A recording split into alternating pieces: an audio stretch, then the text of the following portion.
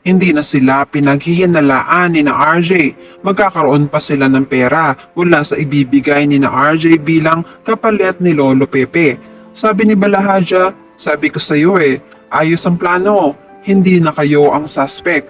Kumita pa tayo. Sabi naman ni Moira, oo naman, magaling ka talaga. Ikaw na. Sabi naman ni Balahaja, oh ma'am, basta ang hatian natin 70% ang akin dito. Sabi ni Moira, lugi nga ako dyan Sabi naman ni Balahaja, ma'am, ako naman ang nakaisip nito Sabi naman ni Moira, basta, siguraduhin mong hindi ako sasabit dyan Sabi naman ng lalaki, ma'am, hindi baguhan ang kausap nyo.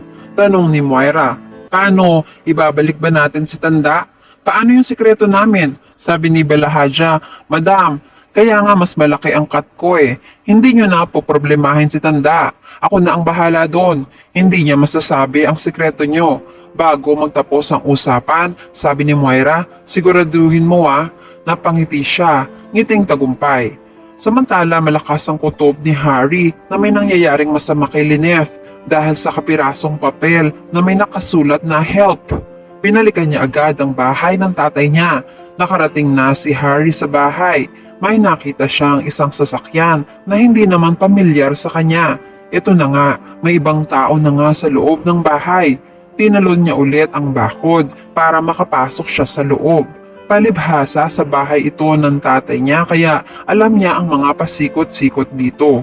Pinuksan niya ang sliding door sa kitchen. Tinatawag niya ng mahina ang pangalan ni Lynette. Kinuha niya muna ang vase bilang pangdepensa niya. Naramdaman niyang may pababa sa hagdan at nagtago muna siya. Nakita ni Harry ang isang lalaking nakamaskara. Umalis ito parang papunta sa kusina. Dali-daling umakyat si Harry sa itaas at hinanap si Lynette. Samantala, nasa kwarto si Lynette kung saan andito ang mga gamit ni Annalyn. Nag-aaway sila ng lalaki dahil pinakikialaman ang uniform ni Annalyn at inaamoy. Nababastusan si Lynette kaya inagaw niya. Nasampal niya ang lalaki pero nagalit sa kanya ang lalaki. Pinagbantaan na siya.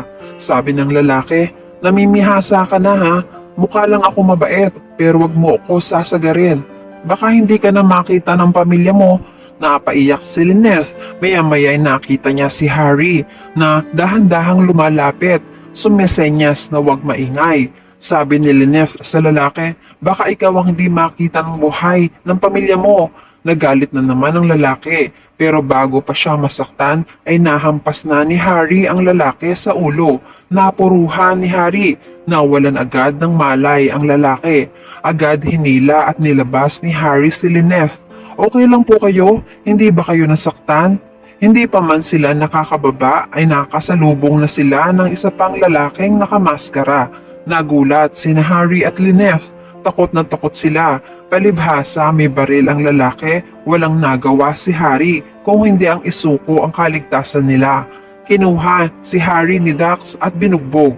Samantala, nagbilin si Balahaja sa mga taong nakamaskara. Sabi niya, Dax, kukuhanin mo ang pera. Kailangan, pagkakuha mo ng pera, dispatchahin mo na yan. Tinutukoy niya ay si Harry. Sagot naman ni Dax, tatapusin ko na to para makapunta na ako dyan. Maririnig naman ni Lynette ang pinag-uusapan ni Dax at taong kausap sa telepono. Alam niyang mapapahamak sila at anumang oras ay pwede na silang mawala sa mundo. Hinahanap niya si Harry. Nasaan si Harry? Sagot naman ng lalaki, nasa tabi-tabi. Nagsalita ulit siya. Nasaan nga? Maya-maya ay sisilipin niya ang pinaghihilahan ni Harry. Makikita niyang walang malay si Harry. Takot na takot siya. Paano kami makakatakas sa kamay ng mga kriminal na to? Habang si Harry ay walang malay, duguan at hinihila ng lalaki. Dadalhin siya sa isang sulok para maitago. Samantala, patuloy na nagpapadala ng pictures at videos ang kidnapper kina RJ na sina Balahaja. Ang pinadala nilang video ay yung natutulog si Lolo Pepe.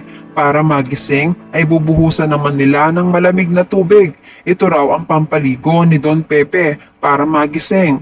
Napasigaw sina Giselle sa napanood. Awang-awa at iyak siya ng iyak. Napanood rin nito ni na RJ at Annalyn. Samantala, susunugin naman ni Moira ang ebidensya ni Don Pepe. Galit na galit si Moira kay Don Pepe. Sabi niya, hindi ako makakapayag na masira ang buhay namin ng dahil lang sa'yo at sa DNA test na to. Masusunog na ng tuluyan ang resulta ng DNA. Akala nyo ba tanda ay maiisahan nyo ako? Ako si Moira Tanyag, hindi nyo ako maiisahan. Samantala nakahanda na ang pera, 100 milyong piso. Nakaabang rin si Moira sa balita at sa tawag ni Balahaja kina RJ. Maya-maya nga ay tumawag na si Balahaja kay RJ. Sabi ni RJ, nasa amin na ang pera, saan tayo makikita? Nagbilin naman si Balahaja. Ite-text ko na lang, tandaan mo ha, ikaw lang mag-isa. Kapag niloko mo kami, sa susunod, sa sarili niyang dugo maliligo ang tatay mo. Takot na takot si Giselle. Nagkukunwari naman na nagmamalasakit sina Moira at Zoe. Pero mababalitaan ito ni Kinito dahil loyal siya kay Don Pepe. Siya mismo ang magliligtas kay Don Pepe. Bago pa makipagkita si RJ sa mga suspect, nakausap na niya si Giselle na pag-aralan ni Kinito ang mga hakbang na dapat gawin.